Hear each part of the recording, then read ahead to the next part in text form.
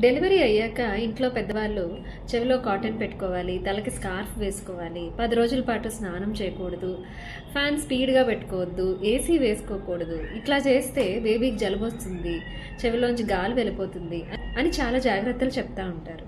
ఇందులో ఎంతవరకు scientific evidence ఉందో ఈరోజు మాట్లాడుకుందాం. నేను డాక్టర్ శిల్పా గట్ట, gynaecologist and laparoscopic surgeon.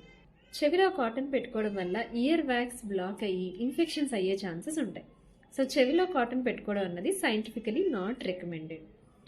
And scarf and sweaters వేసుకోవడం అన్నది క్లైమేట్ కండిషన్స్ మీద డిపెండ్ అయి ఉంటుంది. ఒకవేళ అవుట్ సైడ్ క్లైమేట్ కూల్గా ఉంది అని అంటే స్కార్ఫ్ అండ్ స్వెటర్స్ వేసుకోవడం వల్ల మదర్కి కంఫర్ట్ ఉంటుంది.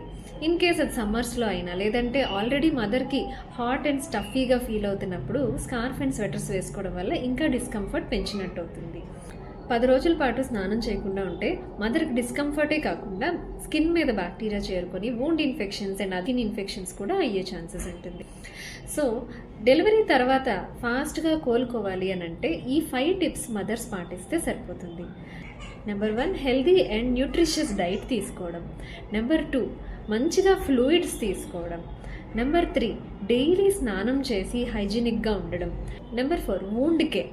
అది నార్మల్ డెలివరీ అయినా సిజేరియన్ అయినా స్టిచెస్ని హైజీనిక్గా పెట్టుకోవడం.